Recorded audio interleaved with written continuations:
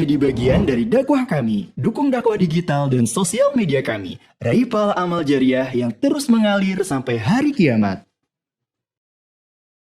Baik, Assalamualaikum warahmatullahi wabarakatuh. Allahumma sholli ala Sayyidina Muhammad wa ala alihi wa sahbihi ajma'in. Alhamdulillah, teman-teman semua, hari ini kita ketemu lagi rutin di setiap hari Jumat. Katupat, kajian virtual penuh manfaat. Katupat ini sudah ada sejak bertahun-tahun yang lalu. Alhamdulillah sampai hari ini masih terus membersamai teman-teman semua secara online. Hari ini temanya kita membahas tema yang akan dibahas judulnya adalah memeluk luka dengan iman ya.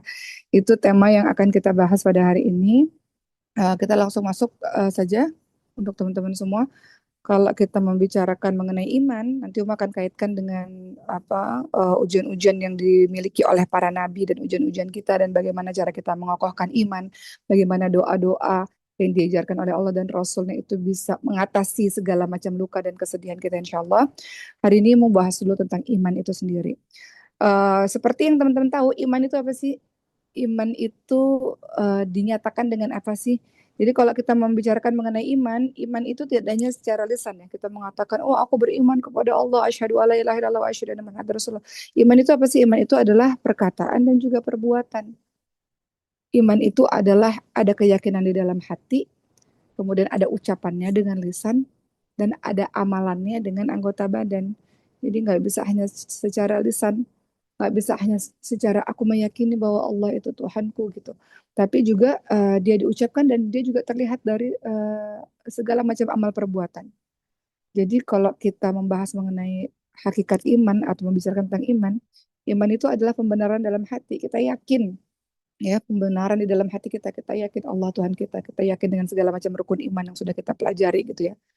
Kemudian diucapkan dengan lisan, diucapkannya dengan lisan dengan dua kalimat syahadat. Dan ingat teman-teman semuanya, syahadat itu senantiasa diperbaharui ya. Maknanya adalah ya ketika kita mengucapkan syahadat, setiap waktu, setiap saat, setiap sholat, maka eh, syahadat yang kita ucapkan diperbaharui. Maksudnya diperbaharui itu artinya dihayati kembali, diyakini kembali gitu. Kemudian iman itu juga tidak hanya secara hati, tidak hanya secara lisan, tapi juga secara amalan ya amalan itu dalam makna apa, amalan itu adalah amalan anggota badan. Misalnya tadi Ustaz Zaki sudah menyebutkan ya, ada Al-Quran yang dibaca setiap saat, zikir, kemudian sholat dan lain-lain. Mengenai Quran itu sendiri teman-teman semua, sebagai pembuka saja karena kita tadi membahas sedikit tentang Quran, mustahil seorang mukmin, seorang muslim itu hidup tanpa Quran. Uma cerita dulu deh sedikit sebelum Uma bahas mengenai berbagai macam ayat-ayat dalam Quran maupun dalam hadis Nabi. Kenapa Uma senang banget tinggal di Mesir ya? Saat ini baru 2 tahun sih di Mesir. Kemarin Uma menemani anak Uma ke dokter gigi, ya. Dan bukan hal yang aneh kalau di Mesir itu Quran itu terdengar di mana-mana ya kan, teman-teman semua. Quran juga terdengar di dokter gigi, di klinik dokter gigi gitu. Quran juga terdengar di toko baju, Quran juga terdengar di taksi, Quran juga terdengar di apa, di toko jus gitu. Quran juga terdengar di jalan. Uma kalau kuliah, eh, apa yang Uma dengar? Biasanya kan Uma kuliah lantai 3 atau lantai 4, lantai 3 ya Uma kuliah ya. Biasanya perjalanan naik tangga itu juga pasti ya kalau kita mungkin bahasanya TU-nya ya atau mungkin office boy-nya gitu atau mungkin orang-orang yang menjadi apa ya yang membantu masalah perkuliahan itu juga mereka dengarnya Quran atau mereka melantunkan ayat suci Al-Quran gitu. Jadi Quran itu terdengar di mana-mana. Sehingga kalau untuk umum pribadi, Mesir itu tempat yang nyaman untuk para penghafal Quran gitu. Saking Quran itu terdengar di mana-mana. Jadi termasuk, balik lagi ke iman ya, termasuk salah satu amalan anggota badan untuk merealisasikan iman itu adalah dengan senantiasa bersama dengan Al-Quran setiap saat.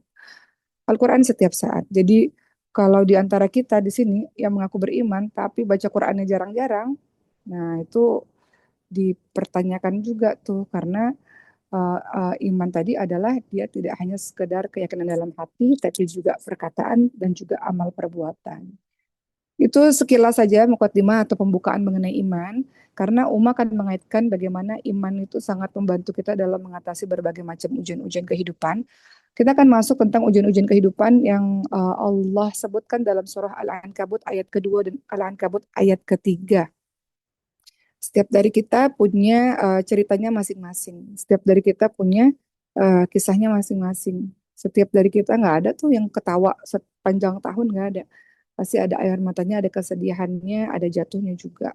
Sebagaimana dalam surah Al-Ankabut ayat kedua Allah Subhanahu wa taala berfirman, A'udzu billahi minasyaitonir rajim. Ahasiban nasu ayutraku ayyaqulu amanna wa hum la yuftanun.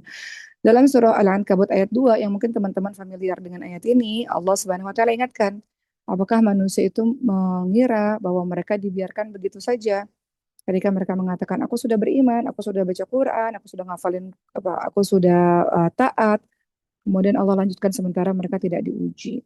Hmm, ya ujiannya beda-beda seperti yang teman-teman tahu. Semakin tinggi tingkat keimanan seseorang, semakin berat ujiannya.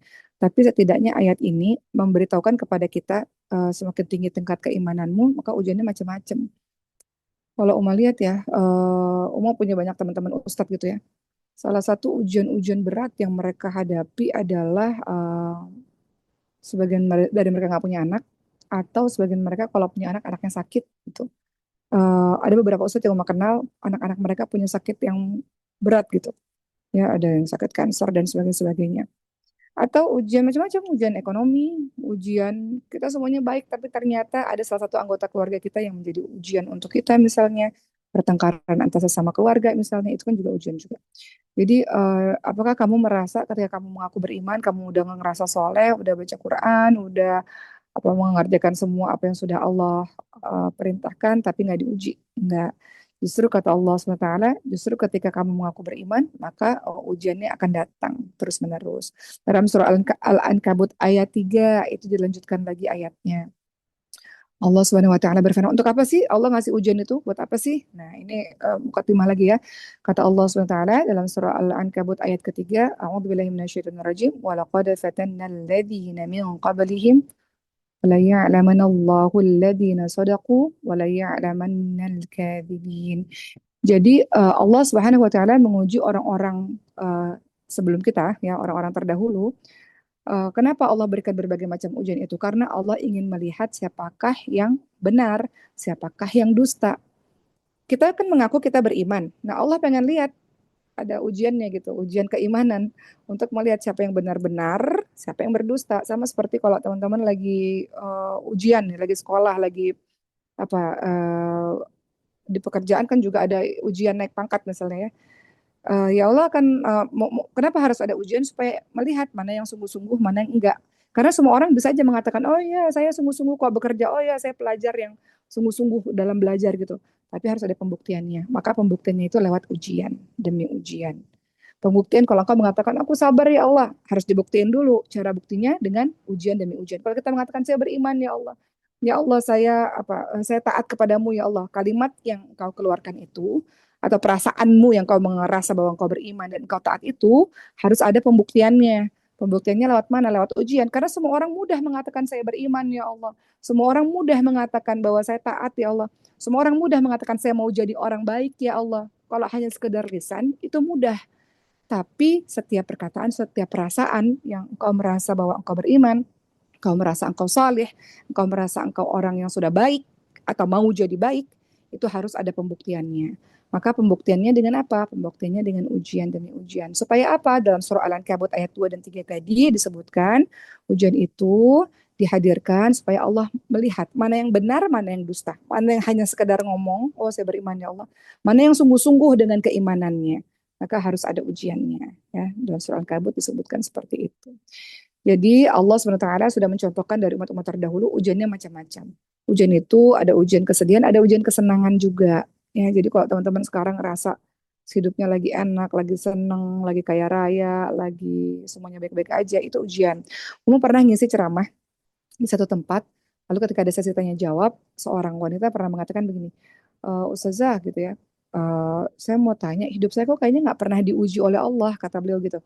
Karena hidup saya baik-baik aja semuanya gitu. Maka mau mengatakan justru itu ujiannya. Justru ketika kau merasa hidupmu baik-baik aja, justru di situ ujiannya. Apakah engkau kufur atau bersyukur gitu. Ada orang yang ngerasa hidupnya baik-baik aja terus akhirnya jadi mengingkari, jadi yang anggap hanya biasa aja gitu, kurang syukurnya gitu. Nah, itu justru letak ujian juga. Jadi ujian itu nggak berupa hanya yang sedih-sedih saja, ujian juga berupa yang engkau merasa sehat, kaya raya, kemasyuran, keenakan dalam hidup itu ujian juga. Kalau apa tergantung. Kadang ada orang nggak selamat loh dengan ujian kebahagiaan teman-teman semua. Karena kalau kita bahagia, kita nggak khusyuk doanya. Kalau kita lagi dalam keadaan kenyang dan kaya raya, kadang-kadang kita nggak khusyuk sujudnya. Kadang-kadang kita nggak sungguh-sungguh mengalirkan air mata dalam doa, ya kan? Biasanya kalau kita lagi sedih, kita khusyuk gitu. Nah, itu yang membuat kita harus berpikir bahwa ternyata ujian itu nggak hanya sekedar yang sedih-sedih aja. Jadi ujian berupa apa aja? Ujian berupa kesenangan, berupa kesusahan. Ujian juga berupa kemudahan, ujian juga berupa kesulitan. Ujian juga merupakan hal-hal yang kita sukai, ujian juga merupakan hal-hal yang kita benci. Jadi ujian nggak cuma sakit aja, sehat juga ujian. Ujian nggak juga hanya berupa apa air mata aja, tawa juga merupakan ujian gitu. Kufur atau syukur gitu. Ujian nggak hanya berupa miskin aja, kaya pun ujian. Uma teringat ada satu pengusaha muslimah ya, beliau mengatakan begini, aku tuh agak khawatir gitu, takut gitu dengan kekayaan yang sudah Allah berikan padaku, kata beliau. Ini kayak Abdurrahman bin Auf ya, khawatir dengan kekayaan beliau yang melimpah ruah, kata beliau, khawatir kalau terlalu kaya seperti ini, nanti fitnahnya jadi banyak gitu. Kadang-kadang orang kalau kaya tuh jadi lupa sama Allah, atau orang kaya tuh jadi rebutan harta waris, atau orang kaya tuh jadi gaya hidupnya jadi apa berbeda dari sebelumnya misalnya gitu yang menjauhkan dia dari Allah Subhanahu wa taala. Jadi dia mengatakan aku tuh justru kaya raya ini justru khawatir gitu. Ketika beliau berbicara seperti itu mah jadi teringat dengan Abdurrahman bin Auf. Beliau kaya raya, pedagang yang kaya raya, tapi beliau merasa ketakutan dengan harta kekayaan yang melimpah ruah, ya kan? Ketika Nabi Muhammad SAW menyampaikan, iya Abdurrahman bin Auf masuk surga tapi merangkak gitu. Orang yang kaya raya itu bukannya cepat masuk surga, dihisapnya kan lama kan, dari mana didapatnya, kemana dikeluarkannya. Jadi Abdurrahman khawatir dengan harta yang banyak yang ada pada dirinya. Artinya beliau memahami bahwa kekayaan juga merupakan ujian dari Allah Subhanahu wa taala. Gitu ya. Jadi itu mukadimahnya atau eh, apa? Pembuka bahwa ujian senantiasa ada dalam hidup kita. Teman-teman juga bisa lihat dalam surah Ali Imran ayat ke-142 masih membicarakan dalil mengenai tentang ujian-ujian kehidupan yang sering kita bahas dalam setiap pertemuan kita untuk memahami dan kembali meyakinkan kalau terjadi apa-apa sama kita, ya memang surga terlalu mahal ya nggak bisa dimasukin gitu aja gitu, harus banyak hal-hal yang buat kita terpuruk dulu gitu, baru kita pantas kalau kita mau masuk surganya Allah Subhanahu wa taala. Dalam surah Ali Imran ayat 142, Allah Subhanahu wa taala berfirman, A'udzubillahi minasyaitonirrajim. Am hasibatum an tadkhulul jannah walamma ya'lamillahu alladhina jahadu minkum wa ya'lamas sabirin. Dalam surah Ali Imran ayat ke-142, apakah kalian mengira kalian akan masuk surga? Padahal Allah belum menampakkan siapa di antara kalian yang berjihad dan siapa yang bersabar. Gitu. Jadi kalau doanya mau masuk surga Firdaus, artinya kan teman-teman kita doakan ya Allah masukkanlah aku ke dalam surga Firdaus ya Allah gitu kan. Artinya sama dengan satu paket sama ujian dahsyat yang akan kita hadapi insya Allah. Nggak ada masuk surga tanpa ujian-ujian berat seperti yang dialami oleh orang-orang saleh di zaman dulu. Oke, atau teman-teman lihat dalam surah Al-Baqarah 214. Surat yang selalu teman-teman baca, teman-teman hafalkan. Allah Subhanahu wa taala berfirman, A'udzubillahi minasyaitonirrajim, Al-Baqarah 214. Am hasibtum an tadkhulul jannah walamma ya'tikum mathalul ladzina khalau min qablikum massatuhumul ba'sa wad-dara wa zulzilu hatta yaqula ar-rasulu walladzina amanu ma'ahu mata nasrullah ala inna nasrallahi qarib. Dalam surah Al-Baqarah ayat 214 ya. Apakah kalian mengira bahwa kalian akan masuk surga? Padahal belum datang cobaan kepada kalian, ya seperti yang dialami oleh orang-orang sebelum kalian. Mereka ditimpa apa? Kesengsaraan. Mereka ditimpa penderitaan. Mereka diguncang dengan berbagai macam ujian. Sampai Rasul dan orang-orang beriman itu berkata, Ya Allah, kapan datang pertolonganmu ya Allah? Maka kemudian dijawab oleh Allah Subhanahu wa taala, ketahuilah bahwa pertolongan Allah itu dekat. Jadi dalam kehidupan kita tuh begitu ya. Uma agak mengaitkan dengan kejadian yang baru-baru ini ya. Kemarin tuh Uma banyak nangis juga ya. Kejadian yang di kereta api Bekasi ya kalau nggak salah ya. Eh sekitar 15 wanita meninggal dunia dalam kecelakaan kereta. Itu Uma juga apa ya, banyak mengalirkan air mata yang ngelihat suami yang kehilangan istrinya, ngelihat ayah yang memeluk peti jenazah anaknya yang meninggal dunia gitu. Kemudian yang kita lihat berita juga viral di mana botol apa ASI-ASI ya yang dipersiapkan oleh ibu yang bekerjanya mungkin dari subuh pulangnya larut gitu misalnya ya. Kalau ibu menyusui itu dia harus pompa ASI setiap 2 jam sekali. Setiap 2 jam sekali. Jadi setiap 2 jam, 2 jam, 2 jam. Dan bagi ibu teman-teman yang sudah bergelar sebagai ibu, teman-teman tahu banget bahwa ASI itu berharga gitu. Jadi kalau ASI kita tumpah itu kita bisa nangis tuh. Ya satu ASI tumpah sedikit itu kita bisa nangis luar biasa karena kita tahu perjuangannya itu nggak mudah gitu ya. Untuk mengeluarkan ASI itu nggak mudah gitu. Yang kemudian ASI itu kita apa kita mau berikan nanti mau kaitkan dengan ujian ini ya kita mau berikan untuk anak kita. Uma teringat. Jadi ketika Uma ngeliat itu Uma nangis gitu. Maksudnya seorang ibu yang mungkin bekerja gitu ya, berusaha untuk membiayai keluarga, tapi di satu sisi juga menjalankan perannya sebagai seorang ibu. ASI itu dibawa dengan penuh cinta, terus terjadilah kecelakaan itu. Ini bagian dari ujian Allah. Cuman Uma mau kasih tahu sama teman-teman semua, betapa pemandangan yang kita lakukan, yang kita lihat di sosial media itu tuh mengiris hati kita ya. Uma pribadi ini, Uma cerita. Uma pernah di satu masa, Uma setiap hari Sabtu Ahad itu Uma harus ke Malaysia karena ada program TV di Malaysia. Dalam keadaan Uma masih menyusui. Jadi teman-teman bayangin 2 hari di Malaysia itu setiap 2 jam sekali, mau di pesawat, mau di perjalanan, mau di mobil, lagi acara TV, Uma ke belakang sebentar setiap 2 jam tuh dipompa, dipompa, dipompa terus. Akhirnya dalam 2 hari itu pulang ke Indonesia tuh udah bawa banyak sekali air susu gitu untuk anak gitu. Dan itu suatu kebahagiaan gitu ketika anak bisa minum dengan apa nutrisi yang terbaik gitu ya. Jadi kejadian yang kita lihat di sosial media dengan apa kecelakaan seperti itu ditambah dengan botol ASI yang sangat banyak itu membuat guncangan nggak hanya untuk keluarga korban tapi juga untuk kita semua gitu. Nah, inilah ya yang salah satunya bahwa kalau kita kaitkan dalam ayat ini apakah kalian merasa bahwa kalian akan masuk surga padahal belum ada cobaan yang datang kepada kalian seperti orang-orang terdahulu, mereka ditimpa kesengsaraan, mereka ditimpa penderitaan, mereka diguncang dengan berbagai macam ujian-ujian gitu. Ujian datang silih berganti dalam kehidupan kita. Kita yang ngelihat aja bisa menangis seperti itu, apalagi mereka yang nggak menyangka ya, karena kematian tiba-tiba kadang-kadang menyakitkan dibanding dengan kematian yang karena sakit lama gitu ya. Biasanya jiwa-jiwa kita sudah bersiap diri gitu untuk kehilangan. Tapi kalau kematian mendadak itu uh, guncangan dahsyat untuk seseorang. Jadi di ayat ini dikatakan kadang-kadang kalau kita diuji dengan sedahsyat itu, teman-teman semua, kemudian kita tanya, ya Allah, kapan datang pertolonganmu ya Allah? Maka Allah menjawab, sesungguhnya pertolongan Allah itu dekat. Pertolongan Allah itu dekat. Jadi bukan berarti Umma yang bicara ini nggak diuji juga gitu. Seringkali dalam kehidupan, Umma kan berceramah udah belasan tahun ya. Apakah penceramah itu nggak boleh sedih? Ya sedih juga. Apakah dokter nggak boleh sakit? Ya sakit. Ketika dokter sakit, yang ngobatin ya dokter lain. Uma juga begitu gitu. Apakah penceramah itu harus stabil setiap saat? Iya, stabil setiap saat di depan orang gitu. Tapi dia juga punya masalah pribadi. Apakah psikolog nggak pernah punya masalah? Psikolog ngobatin orang, tapi juga punya masalah pribadi gitu. Semua orang punya ujiannya masing-masing. Kadang-kadang kita nanya, ya Allah, kapan sih datang pertolonganmu ya Allah?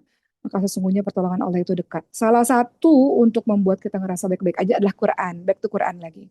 Quran yang menenteramkan hati, maka sibukkan diri dengan Quran. Kalau engkau sedang sedih, engkau sedang kehilangan, engkau sedang merasa dikhianati, maka sibukkan hari-harimu, sibukkan dengan Quran. Kadang-kadang kita nggak berasa udah murojaah, udah tiba-tiba udah 2 jam.